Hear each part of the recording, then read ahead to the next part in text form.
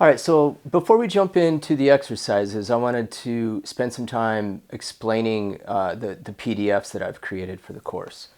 So if you look at the one called Naming the Frets and Strings, what I've done is just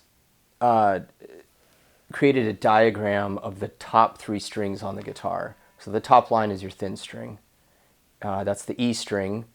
So to the left, you'll see, the guitar nut in the diagram, and then there's an E, B, and G in red. So E, B, G. Okay, so those are the open strings. And then if you look at the other names of frets in red, I did that on the 3rd, 5th, 7th, 9th, and 12th fret, the octave, because I wanted to give you a visual that'll make the diagram easier to read. So the ones in red are the odd numbered frets, just like the fret markers on your guitar. So on the first string, we'd have G, A, B, and then we have C sharp or D flat, and then we have E. And the second string would be B, D, E, F sharp or G flat, and then we have G sharp or A flat, and then we have B. So that's the octave. And the third string would be G, A sharp or B flat, C, D, E, and then the octave G. So those are the fret names in red, and the others are just in black, just to make it easier to read. So you'll need to be able to reference that as we get into the exercises. Now, sometimes people will ask, why do some of these frets have two names? That's a good and wise question, because it's kind of weird. The name for it is enharmonic. That is, a note can have two different names, like F sharp or G flat. Now, that ties into a little bit more of a music theory thing that we want to get into in this course. You could check out the music theory course, the major scale, the Nashville number system. That covers all of this, including the triads and key signatures and what makes up major chords, minor chords, all that. But for this course, the answer to that would be, if you're in a key like B, the key of B, there's an F sharp in the key of B. So even though it's the same fret and the same note as that G flat, because of the way the key is laid out and the way that the chords and the intervals and the formula for the major scale and the chords it produces, the way it's all laid out by name, you would call this note an F sharp in that key. So it would be B, C sharp, D sharp, E, F sharp, G sharp, A sharp. So in the key of B, we have an F sharp. We don't have a G flat, even though it's the same note in the same fret. So it's key specific. And another example would be, say, the key of E or G flat. We would call the first note in the key a G flat, not an F sharp. So that may seem kind of weird right now. If you don't understand the music theory, that's okay. Just know when we get into the exercises and I start talking about major or minor chord and I say, hey, find the root. If I say F sharp, you need to find an F sharp. Sometimes if I refer to a G flat, you find a G flat on these different strings. So that covers the neck diagram. Now, let's talk about the sheet called triads and inversions. So if you see on the left side, I have 3 different fingerings for a major chord. And on the right side, it's 3 different fingerings for a minor chord. And this is going to it's going to correlate to the neck diagram. So again, if you don't know much music theory and you're just new to this, that's not a big deal. What you want to look for is the circled red note. That's the root note on that string. So if you look at the major column, I say the root note is on the third string, and then if you look at the next note, the root note, or the next diagram, the root is on the thin string, and then the next diagram, the one at the bottom, the root note is on the second string. So let me give you an example here. If I say, looking at just the major column, let's play a C major chord with the root on the third string. So what you'd have to do is look at your neck diagram, and you would find C. It's the 5th fret. That is your root note. That's a C note. So when you play that shape in the left-hand column, that is a C major chord. And a C major chord is made up of a root, a third, and a perfect 5th. Again, you don't need to, worry too much about that. I'm just saying that for people that maybe have a little more experience. If you don't have much experience in this, you at least need to learn where the root note is and what its name is, and then what shape goes with a root on the third string. So it's all laid out. So that would be what I call this neighborhood. So right around this 5th fret, when I say we're going to work in this neighborhood, we're going to find our chords right here. And then if I say we're going to move to a new neighborhood, like C on the first string, if you look at your neck diagram, C is the 8th fret on the first string. So you would look for your major chord that has a red circled note, a root on the first string, and then you apply that shape.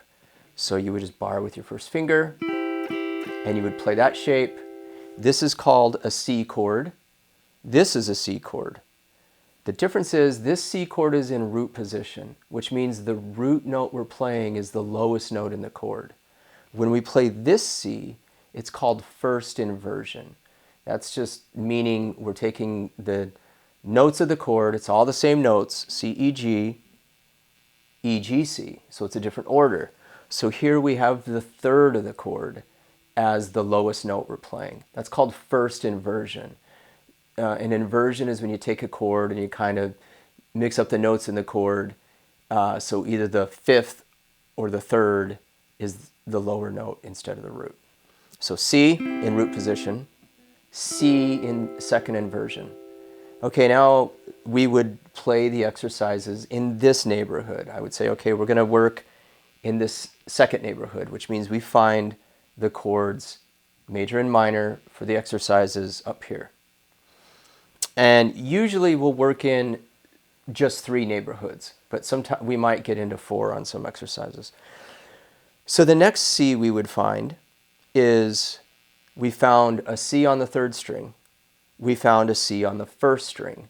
That just leaves us a C on the second string. And you do have one down here if you look at your neck diagram. You could play a C chord down here, a C major chord. But for the rest of the notes in the exercise, the rest of the chords, we may not be able to find everything down here in the open position. So we would look at the diagram, and once you get past the 12th fret, all these notes, they just repeat. So if this is a B, this is a C. They just start over after the octave. So if I say, find the root on the second string, or in this neighborhood, we've got to find a C note. So look for the root on the second string, and then just apply the fingering the correct shape. So that would be a C chord. But notice that the 5th is the lowest note of the chord. And again, you don't need to worry too much about this. The most important thing is finding the root note and knowing where to go on either strings 3, 2, 1, and what shape to apply, okay? So this would be a C chord in second inversion because the 5th of the chord, the G, is the lowest note. So it goes G, C, E, where this one goes E, G, C, and this one is C, E, G. Those are the 3 notes in a major chord. The same approach applies when we look at minor. And in this course, we're only talking about major and minor chords. We're not going to get into, diminished and augmented chords here. We get into major, minor, diminished in the music theory, major scale, Nashville number system course I was telling you about. So if you want to deeper dive into the Nashville number system or music theory, how chords are constructed, what chords you can expect in any key, that's that course. Right now, we're just in here, we're talking about major and minor. So the same rules would apply for the minor chords. You have root position minor, a minor chord in first inversion and second inversion. So notice that the root and the fifth of each chord, they're exactly the same for major and minor. The difference between a major chord and a minor chord is the third. In a major chord, you have a major third. In a minor chord, you have a minor third, a flatted third. So that's going to change one note of the chord. So if this is C, if we flat the third, we get C minor. That's our C. So C major, C minor. You can see that on your diagram.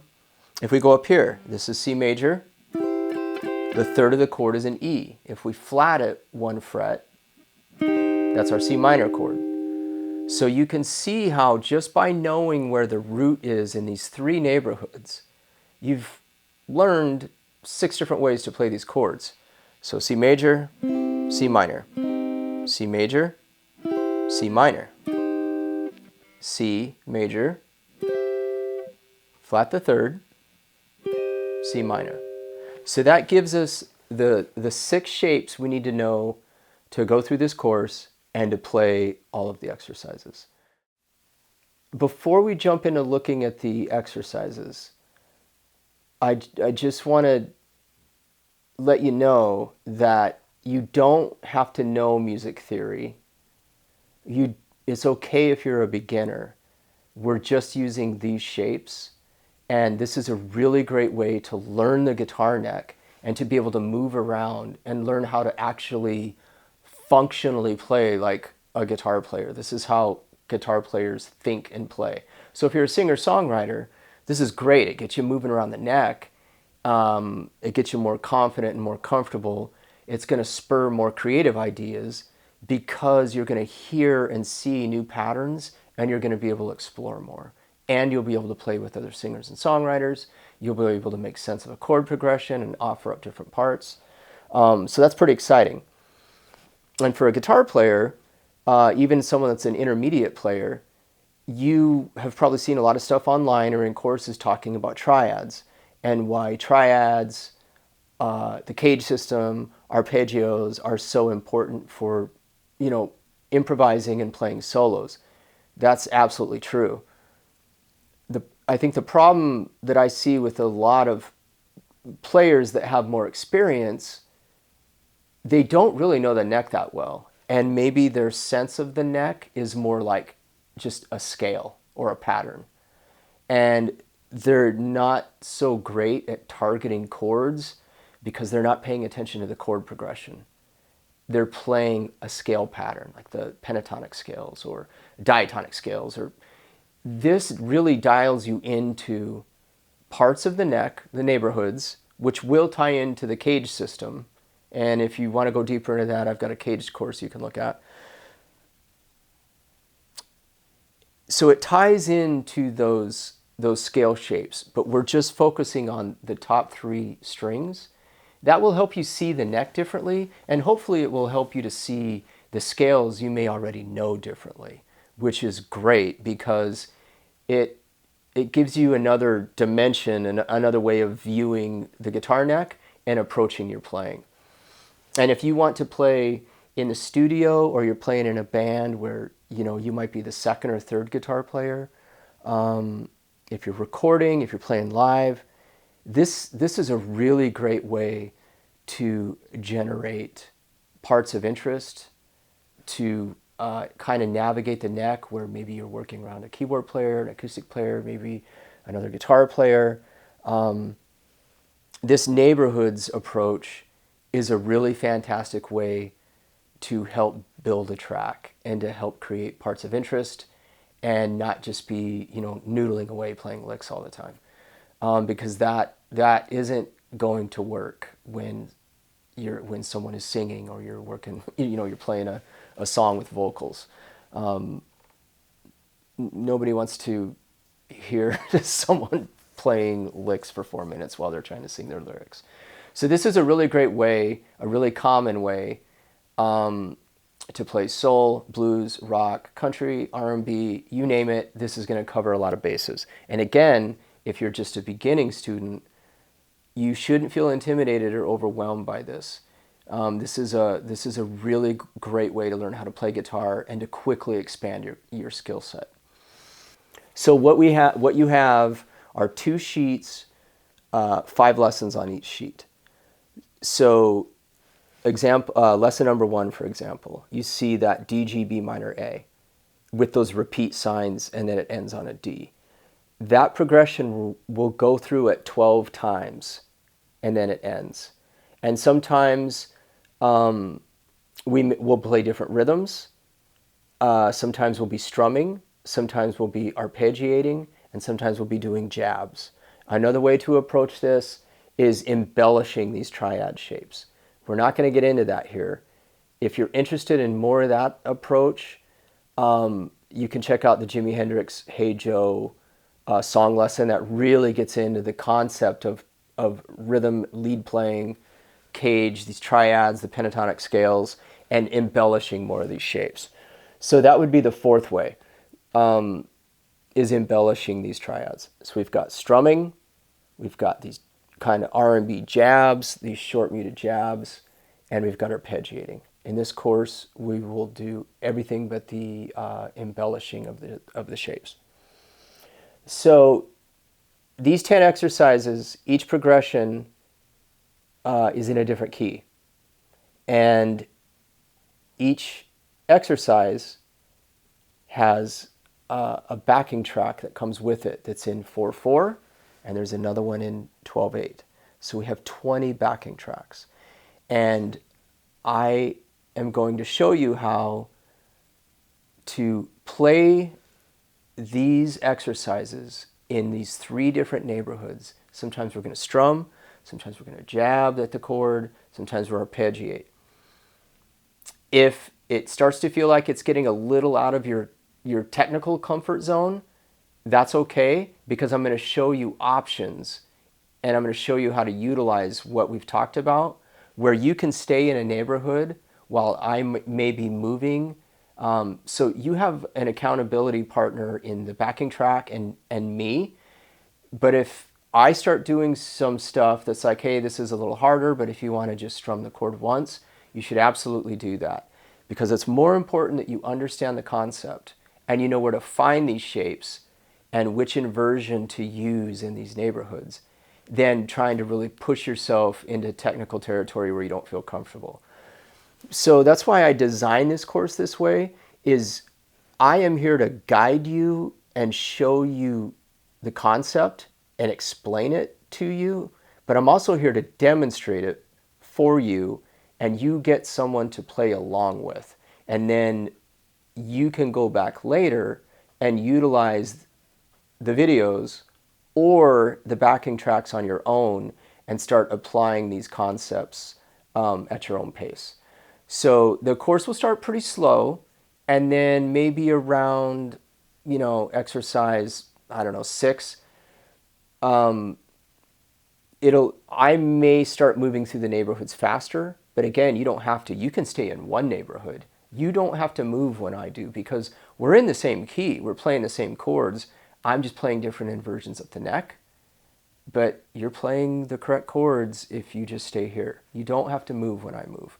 And at the beginning, we might, like I said, that progression will go 4 times, 4 times, 4 times, so a total of 12. I may say, let's play in this neighborhood 4 times through the progression, and then let's move up 4 times, and then move up 4 times, and then the track ends. If you're not ready to move, you don't have to move when I do. Stay in your neighborhood and just keep making the changes. So it's a pretty dynamic course, and it's pretty exciting because I immediately see improvement and payoff with students, whether they're beginners, they've been playing with a little bit. Like light bulbs kind of just start to go off when they start moving around the neck and understanding this concept. So be patient with yourself and don't get frazzled. Don't get in your head and start, trying to convince yourself that you can't do this or this is out of reach. Because I have literally worked with young like young kids. I've shown them this stuff, and they can play this stuff up the neck. Now, granted, they're not shredding or anything, but they can find these chords. So keep the pattern simple.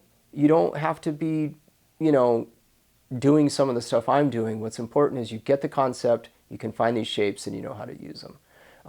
I think you'll enjoy the course. It's linear, it's organized, and we go pretty slowly. You're not going to be in over your head. So if you've been playing for a while, I think you're going to find this more challenging than you expect, because being able to maintain an arpeggiated pattern and make the changes through the neighborhoods, that's harder than people realize. It's not like just kind of shredding through licks and stuff. Being able to maintain a pattern, keep it in time, through a 4-minute song or through, these 12 times through, I think you'll find it as a good challenge, and it'll help you think about the way you play in a new way. So let's jump into the course. Let's get started.